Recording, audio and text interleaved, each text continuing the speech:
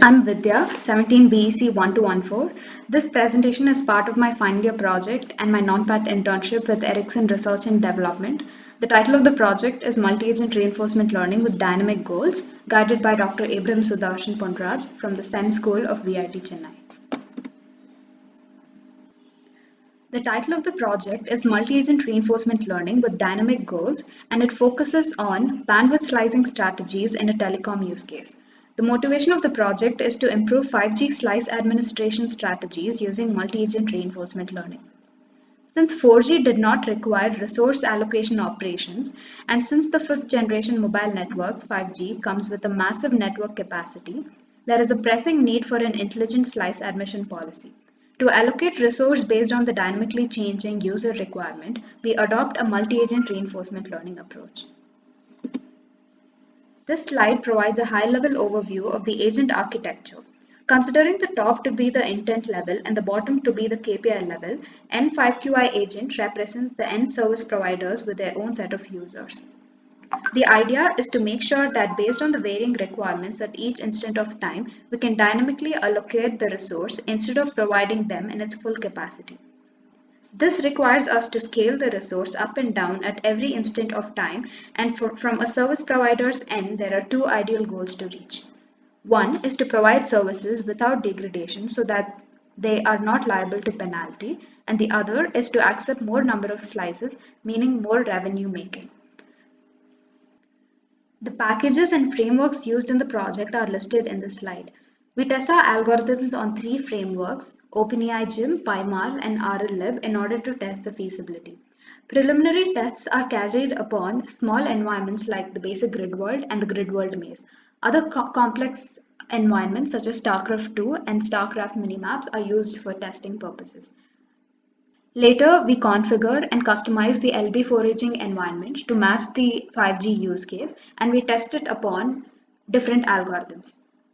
In order to compare the performance of the proposed algorithms with other existing algorithms, we use certain benchmark algorithms from single agent and multi-agent techniques as given here. Traditional methods only provide information about the current state. We create a new latent space representation where we incorporate the current and the goal state so that the agent learns faster as to what can be the most optimal path.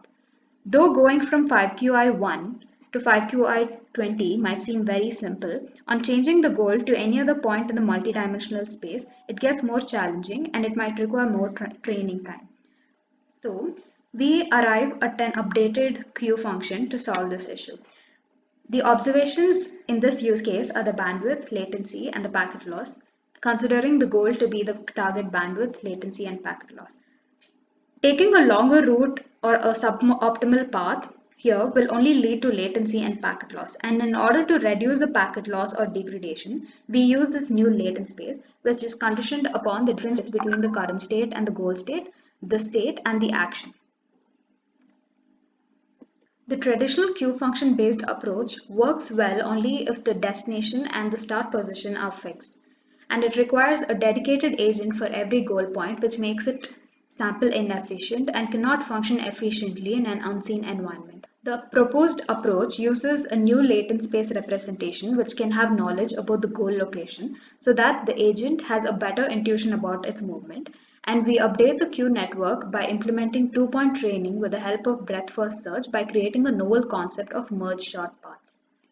The advantages of this approach is that it works well for a dynamic start and an end position, and it requires only a single agent for traversing through all n-square points in the grid. This makes it extremely sample efficient as it combines restricted action space with obstacle penalty and merge short paths. The total computational time complexity is 4n square while it is n to the power 4 in the traditional approach. For research and experimentation purposes, we make use of the foraging environment instead of the NS3 environment.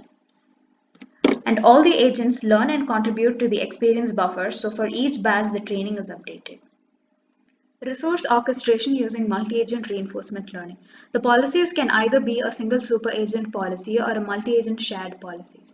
In single super-agent policy, the policy is made based upon all the observations to produce action 1, 2, 3, and 4.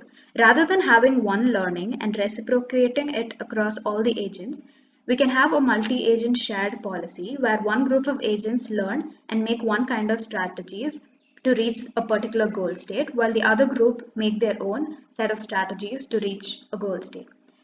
We perform preliminary tests and experiments on the LB foraging environment, which was tweaked to match the 5G use case. The environment entities are the configurable agent and the resource, which is the goal. Both of them can be configured to any level, which is below the maximum level that is set by us. The two possible variants of this environment are cooperative and shared reward modes. In cooperative mode, all the agents are given with different rewards based on their contribution towards reaching the goal state. In shared reward, all the agents are given with the same common reward despite how different their contribution to reaching the goal state is. The environment can be configured with a common ID, which is given here, and the action and observation spaces are box spaces and discrete spaces as given here. Constraints, alternatives, and trade-offs are as follows. The agent-wise constraints is that the traditional approach is not scalable as it requires dedicated agent for each 5QI value. There are two alternatives to address this issue. One is to increase the dimension by 1 so that it can accommodate multiple current and target 5QIs. The other is to come up with a new latent space that contains knowledge about the target 5QI from its current 5QI. The addition of another dimension increases the complexity as it heavily reduces the number of agents populated in the environment. So, the solution's computational complexity drops down from n to the power 4 to 4n squared, which is much lesser than the traditional approach. Sample efficiency is increased by efficient training of the longer routes using merged short paths. The environment constraint is that the OpenAI GYM framework did not support a multi-agent scenario. So, the two alternatives that we arrived at are to train a single policy that issues all actions in the environment, called superagents, or to use a multi-agent shared policy system. The trade-off is that the computational expenses. Scaling to a multi-agent space might be very expensive as the number of agents increases drastically. But RLLib's clustering options also helps us to configure the CPU utilization such that training can be done much faster. The economic, technical, and operational feasibilities are as follows. The main benefit of an intelligent 5G slice administration policy is that it brings out elasticity and efficiency in deploying fewer functions rather than supporting devices with their full functionality. The two main advantages are that many slice requirements can be administered and there will be no service degradation, hence increasing revenue. Infinite control sequences can be cut down, and online learning can drastically help to adapt to a dynamically changing environment. The agent learns from the feedbacks of the environment, unlike a supervised learning, so that it does not fall under a local minimum. It is also very operationally feasible as it requires less compute resource because usage of multi-agent for a single target 5QI is now effectively reduced due to single agent. A series of slides from here are the results from the tests carried out in different scenarios. First, we have fixed start and destination scenario, which was trained for 25,000 episodes. Though it learns most of the cases in the environment in around 5,000 episodes, to reach stability, it requires somewhere around 15,000 to 25,000 episodes.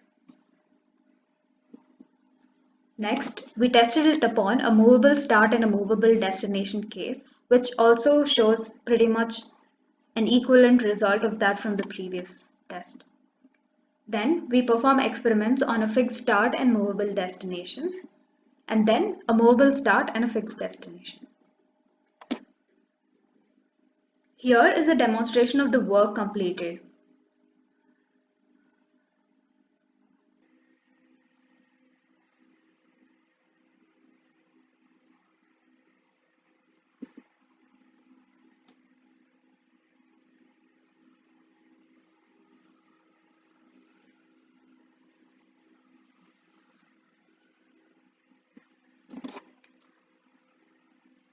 On using the proposed approach, we obtain 95% accuracy. Here, by accuracy, we mean that it can learn 95% of the possible cases in a 10 cross 10 grid environment. On performing hyperparameter tuning with MSF and BSF for 2000 episodes, the agent learns sufficiently well. So thus hyperparameter tuning has helped significantly in reducing the training time from 10,000 episodes to just 2000 episodes. This is a poster covering the work done in this project.